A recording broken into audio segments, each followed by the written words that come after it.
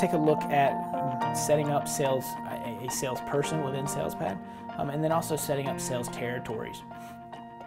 Both of those are done from within our setup dropdown. So I have my salesperson setup screen that I can go into. So within each of those, or within this screen, I have the same type of setup screen that we use throughout the system. I have my list of salespeople on the left-hand side. I can add a new salesperson by clicking on the button on the top, and then I can define information about that specific salesperson as I select these on the left-hand side. So again, basic information that we have here is when we're adding a new salesperson, we have the salesperson's name, we have their email address,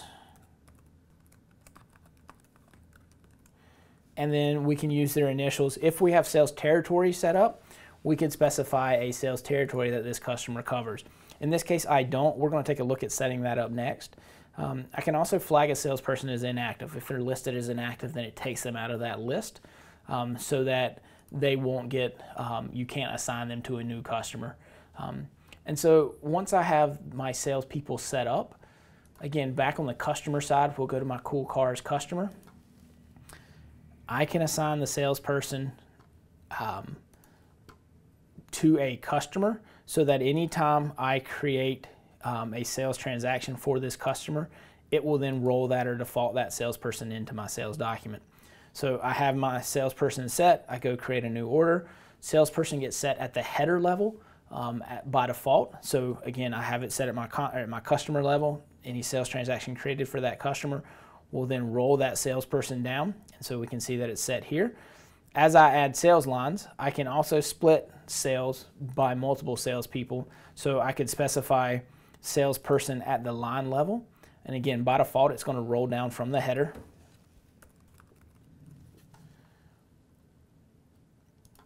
This is going to set the line level to blank because it's going to use the header. If I needed to change this so that I could have it going to a separate sales rep, just this line going to a separate sales rep, I could then select that additional rep or a second rep out of the dropdown. By default, we're going to leave that blank and always use the header. So if any line is blank, we're going to use the header as the rep used on the sales transaction. So we'll jump back real quick to our setup and take a look at sales territory since that ties in with our sales reps. Again, we go back to my gear dropdown. I go to sales territory. And so then I can define what my sales territories look like. Again, I have none defined right now. So I'm going to add a new one. And it's really just a name and description. So this is going to be Northwest of the US. And then so I can just keep adding in additional sales territories, assigning those names or descriptions within that territory or what that territory represents. And again, it's just another way for grouping and then reporting off of those that different data. So I'm going to create these two. And then if I'm now creating, typically you're going to want to set your sales territories up first if you're going to use them. It's just going to make creating and editing your sales people easier when you're setting up a salesperson. But now I could go back and I can assign what sales territory this salesperson is in.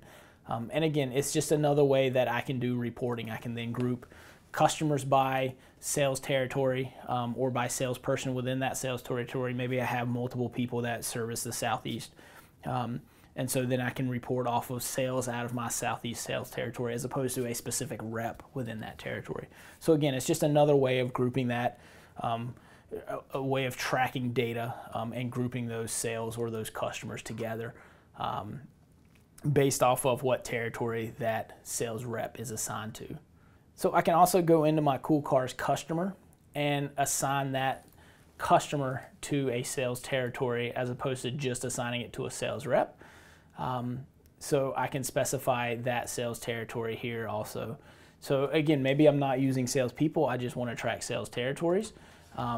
Again, I can also, it's just another way to do reporting or different ways to report and group those customers and that data together.